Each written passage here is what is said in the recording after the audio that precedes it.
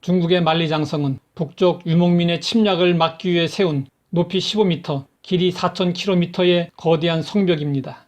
외적의 침략의 고통을 겪던 중국 변방은 만리장성으로 인해 불안에서 벗어나 안정을 누릴 수 있었습니다. 그렇다고 침략이 전혀 없었던 것은 아닙니다. 성벽을 쌓고 나서 처음 100년 동안 3차례나 침략을 받았습니다.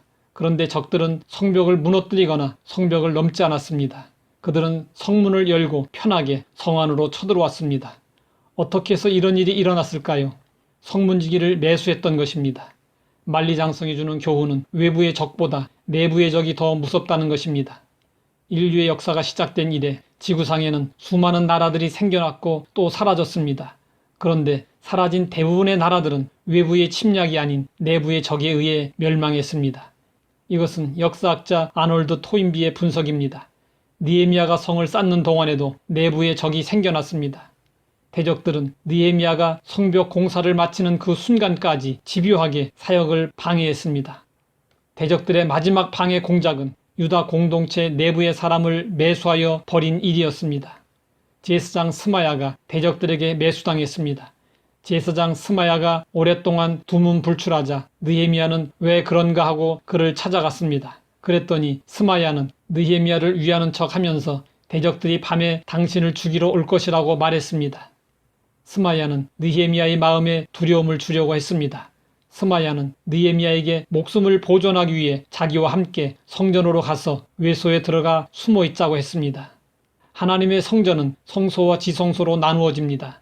지성소는 안쪽에 있었고 성소는 바깥쪽에 있었습니다. 바깥쪽에 있는 성소를 일컬어 외소라고 합니다.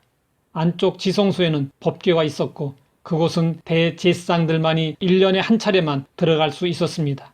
외소 역시 제사장 이외의 다른 사람들은 들어갈 수 없었습니다. 하나님은 제사장들 외에 다른 사람이 들어가면 그가 누구든지 죽이라고 명령하셨습니다. 유다 왕국의 우시야 왕이 함부로 성소 안에 들어갔다가 문둥병에 걸리는 징계를 받기도 했습니다. 하나님의 말씀에 정통한 느헤미야는 이 사실을 잘 알고 있었습니다.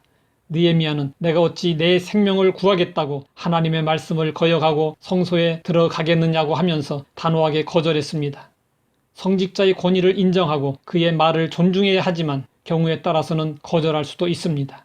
그 경우는 하나님의 말씀에서 벗어났을 때입니다. 느헤미야는 스마야가 제사장이기 때문에 그의 말을 존중해야 했습니다. 하지만 그의 말이 하나님의 말씀에서 벗어나자 따르지 않았습니다. 느헤미야는 자신의 목숨보다 하나님의 말씀을 더 중요하게 여겼습니다.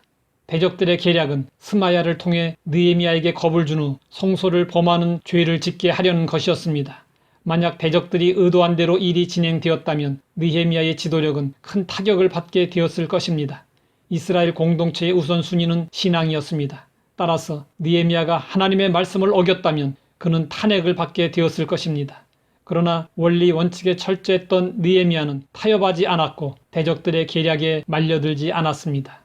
마귀는 성도들에게 지금 먹고 살기도 힘든데 무슨 하나님의 말씀이냐라고 속삭입니다. 우리는 언제나 하나님의 말씀을 기억하고 오로지 하나님의 말씀에 따라 가부를 결정해야 합니다. 예수님은 광야에서 사탄의 유혹을 받으셨을 때 하나님의 말씀에 근거하여 사탄을 대적했습니다. 우리는 어렵고 힘든 때일수록 하나님의 말씀을 의지해야 합니다. 끝까지 하나님의 말씀을 붙잡아야 합니다. 느헤미야는 대적들의 온갖 방해를 이겨내고 52일 만에 성벽 공사를 완공했습니다. 얼마나 빨랐던지 모든 대적과 주위에 있는 이방 족속들이 성벽 완공 소식을 듣고 다 두려워하고 낙담할 정도였습니다. 성벽 재건을 위해 모든 백성들이 헌신하고 수고했습니다. 하지만 공을 따지자면 느헤미야는 특별합니다. 느헤미야가 아니었으면 도무지 불가능한 일이었습니다. 그럼에도 불구하고 느헤미야는 그 공로와 영광을 오직 하나님께만 돌렸습니다. 하나님 아버지, 느헤미야를 통해 참된 신앙과 리더십을 배울 수 있게 하시니 감사합니다. 느헤미야가 성벽 공사를 완공하기까지 많은 장애물들이 있었던 것처럼 우리 인생길에도 앞길을 가로막는 많은 장애물들이 있습니다.